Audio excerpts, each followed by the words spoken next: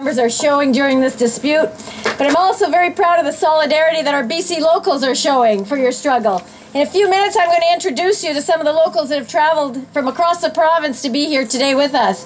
But before I do that, I want you to know that this morning we delivered to your strike headquarters another strike pay support check from our $8 million defense fund. The check is for $124,000, and it's just...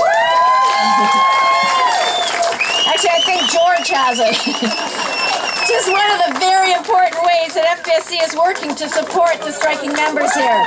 Thank you. I'm also really proud of the fact that Labour leaders from across BC and Canada are here today to show their solidarity with your struggle for a fair contract. We have Barry O'Neill, President of QPBC.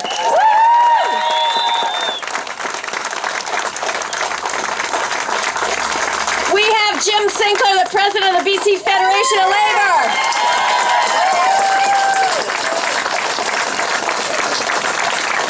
And all the way from Ottawa, representing $3.2 million, not two, 3.2 million union members across Canada, we have Barb Byers, Vice President of Canadian Labour Congress.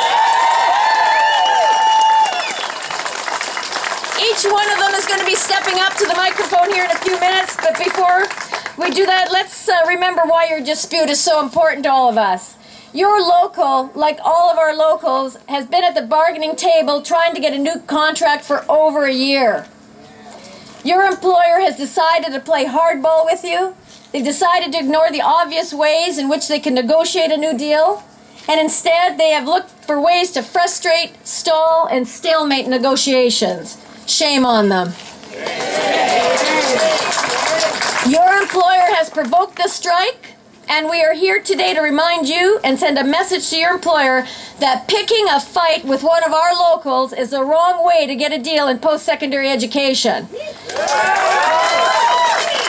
You are not alone on this picket line. You have the support from across this province and across this country. We are going to work with you to make sure that that support translates into a settlement that addresses your issues in this round of bargaining. We are going to mobilize our members across the province to make sure we find that settlement. We are going to work with the broader labour movement to make sure we have their support in this fight as well. So let me start by introducing some of the other FPSE locals who are in your corner in this fight. If you just want to come up, we've got, of course, our Secretary-Treasurer, George Davison.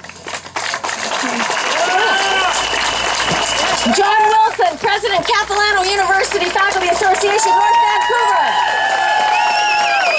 Darrell Ainsley, President, Camosun College Faculty Association, Victoria.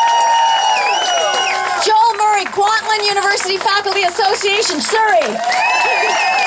Rhonda Snow, President, Fraser Valley, University of Fraser Valley Faculty and Staff Association, Abbotsford. And a guy who drove all the way here from the Kootenays, Doug Henderson, President, Selkirk College Faculty Association.